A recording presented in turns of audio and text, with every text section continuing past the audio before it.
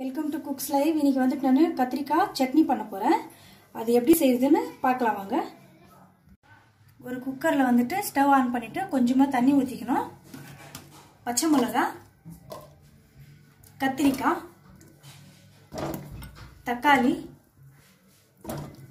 இது மூணுத்தையும் வந்துட்டு உப்பு போட்டு நம்ம வேக வச்சுக்கணும். உப்பு போட்டுக்கலாம் கொஞ்சமா. இதை மூடிடலாம். நம்ம மூடிட்டு ஒரே ஒரு விசில் வந்தா நம்ம ஆஃப் பண்ணிட்டு எடுத்துக்கலாம்.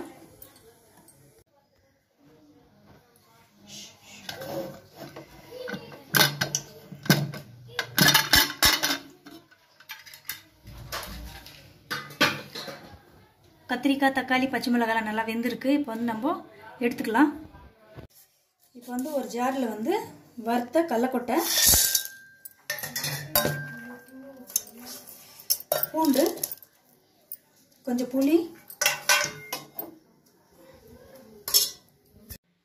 இந்த வேக வச்ச பச்சை மிளகாவை போட்டுக்கலாம்.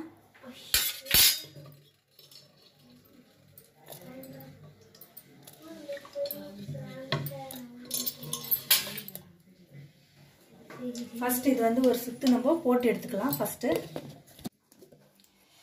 இது வந்து இப்படி போட்டு எடுத்துக்கணும். இப்போ வந்து இந்த கத்திரிக்காய், தக்காளி போட்டுக்கலாம். இதுல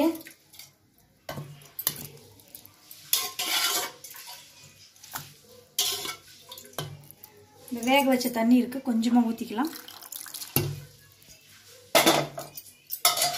இது வந்து ரொம்ப வந்து நைஸா அரைக்க கூடாது. இதுவும் வந்து 1/10 தான் நம்ம அரைச்சிக்கணும்.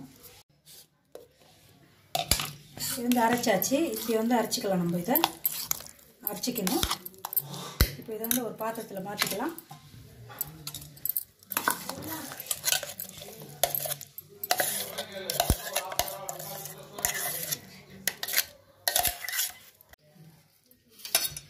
இதில் வந்துட்டு பச்சை வெங்காயம் வந்து கட் பண்ணி போட்டுக்கணும் பொடியா. கொத்தமல்லி கட் பண்ணி போட்டுக்கணும். இப்போ வந்து இதை மிக்ஸ் பண்ணிக்கலாம்.